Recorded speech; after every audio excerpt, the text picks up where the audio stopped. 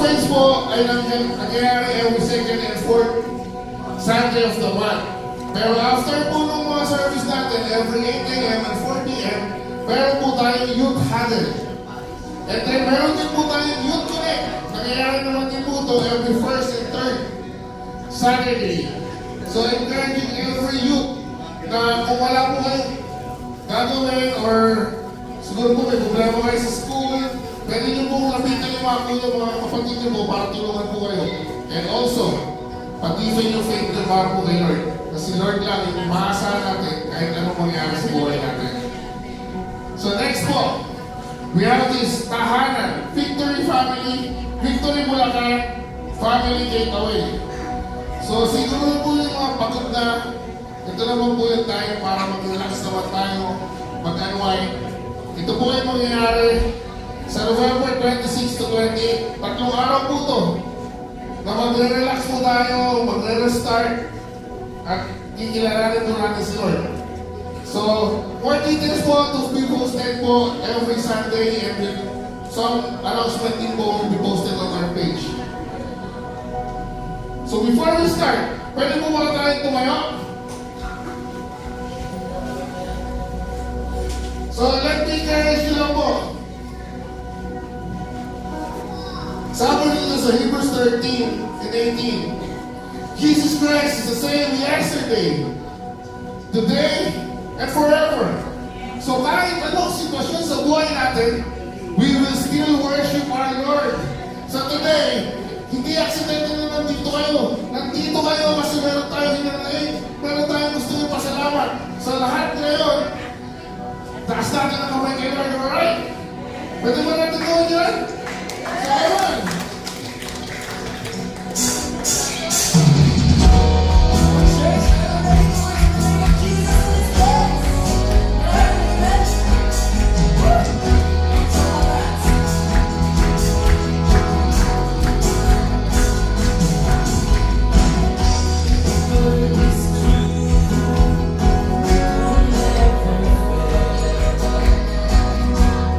So secure.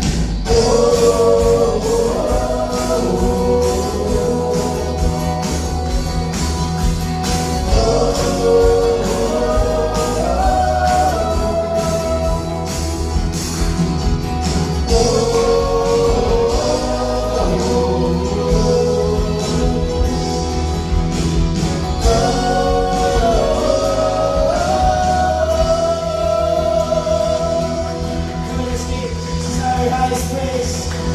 As you worship Him, as you praise His name. Hallelujah. Hallelujah. Let's continue to worship our God. For this day, let me just say na ang pag-ibig ng Diyos ay sobrang sapat. Hindi pa sa sapat para sa ating mga buhay. You believe in that, church? What is worship?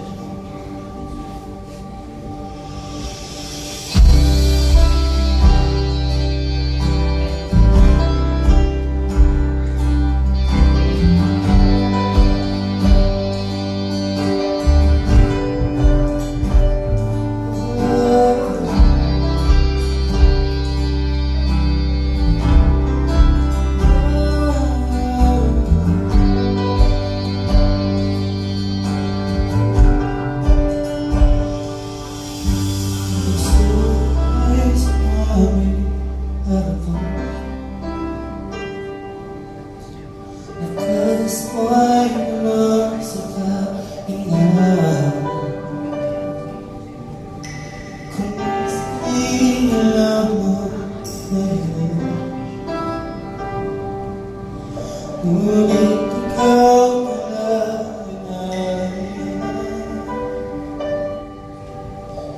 ika'y ligay di mo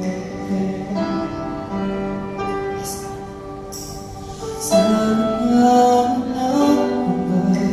at halinaman.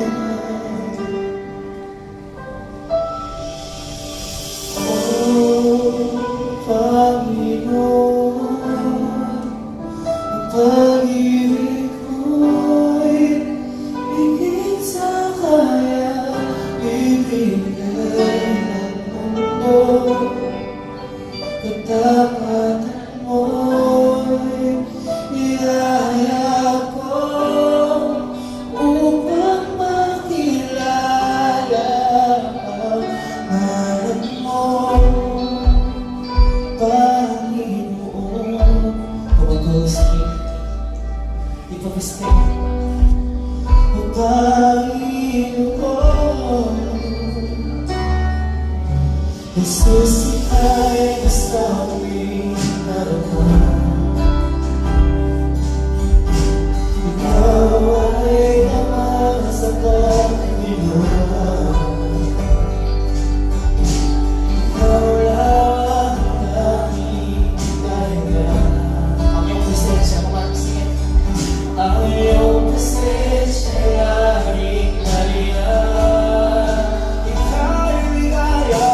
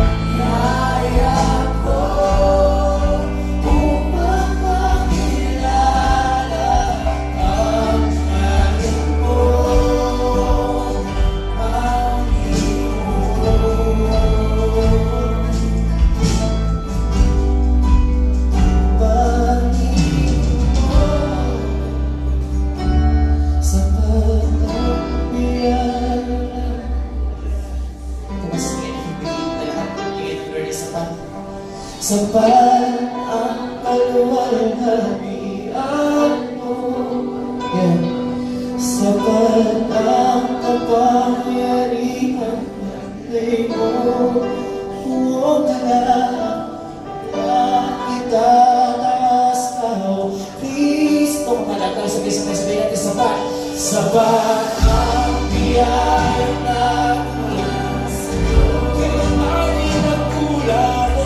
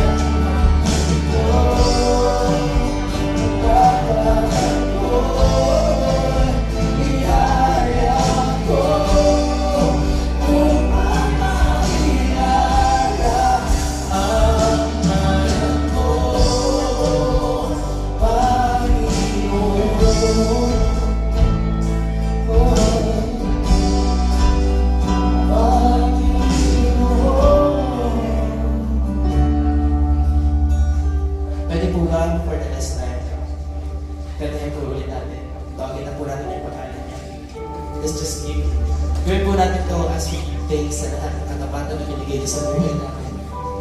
Binigay niya tayo ng pagmamahal na higit pag-un sa sapat ng nakakala natin. Can we just sing it?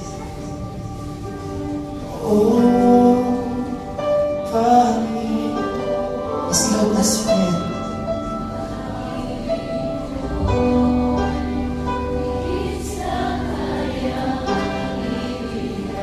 Thank you, Lord.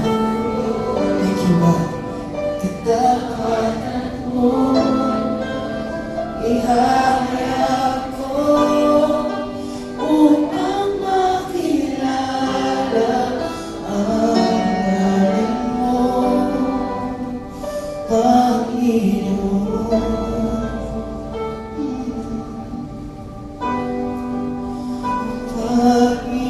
Panginoon. Can we just give our highest praise to Jesus? Lord, praise His name. Hallelujah. Hallelujah.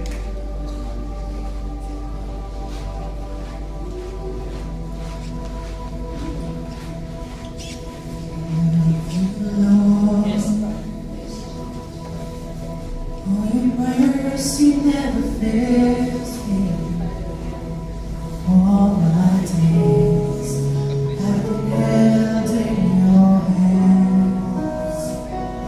From the moment I wake up till I lay my head, oh, I will sing of the goodness of God. All my life you have been faithful.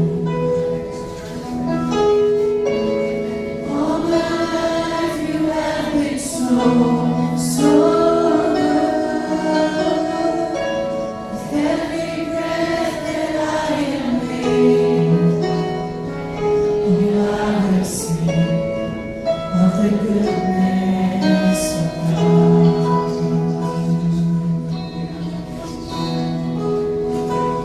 I love your voice. You have led me through the fire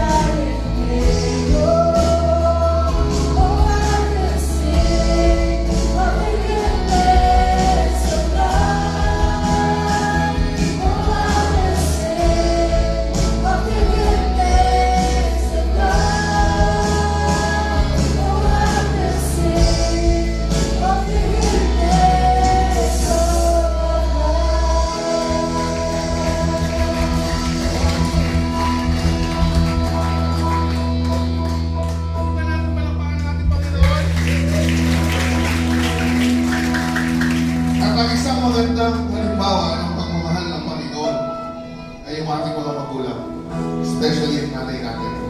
What's we celebrating today? Nandyan yung mga nanay natin na hindi natutulog pag may sakit tayo. Nagumigising na umaga para ipagkain tayo ng pagkain. Kahit anong mali yung ginawa natin, lagi tayong tinatanggap sa bahay natin. Di ba? And worst case, worst, nasasabi natin sa sarili natin na hindi ko kaya mabuhay na wala ang nanay ko. Pero you know what, church? Meron pang isang nagmamahal sa atin na kahit kailan, hindi tayo iniwan. At yun ay ang pagmamahal ng ating Panginoon na kahit sa gitna ng anong pangyayari sa buhay natin, ang kabutihan ng Diyos ay laging nakikita. Tayo lang yung lumalayo, pero siya, never. Kahit kailan, hindi niya tayo iniwanan. Yun ang isang constant na pwede natin makuha sa Panginoon. Kaya church, hindi aksidente na nandito ka ngayon. So kung may mga hinanakit ka, may gusto kong itain, now is the right time. Because our God is a great God that He will give everything to you. Dahil mahal na mahal ka niya. At walang iba makakabigay nun kundi ang ating Panginoon. So can we raise our hands and pray? Lord, we thank you.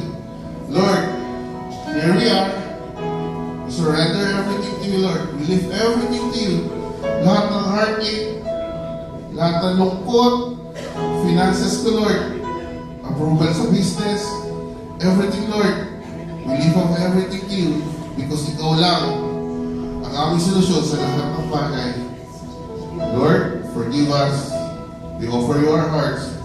And no matter what happens in our life, we will praise you and glorify you because you are great, Lord. In Jesus' name we pray. Amen.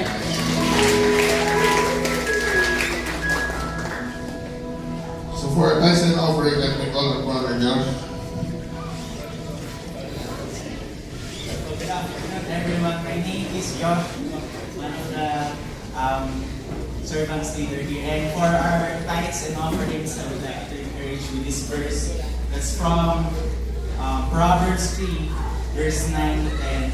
It says here, honor the Lord with your wealth and with the best of part of everything you produce. Then He will fill your barns with grain and your vats will overflow with good wine. Church, giving is an act of worship. And honoring Him comes with trusting in Him. So as we trust Him, there's an assurance that our barns will be filled with grain and our vats will overflow. So brothers and sisters, I would like to encourage you na there's assurance na yes, si Lord binigay niya lahat, so what more?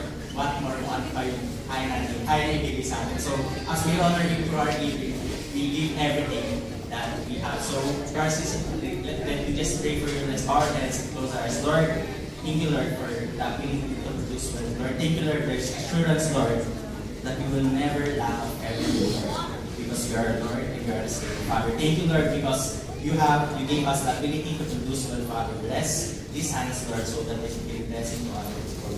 In Jesus' name we pray. Amen and amen. So, church, meron po tayo dyan tithes and tulog, and meron po dyan part na prayer request and answered prayer. So, we encourage you po na isulat yung prayer request and answered prayer po dyan sa tithes and envelope. So, meron din po tayo online giving. So, ito po yung QR code natin. So, church, smile, sleep, and enjoy.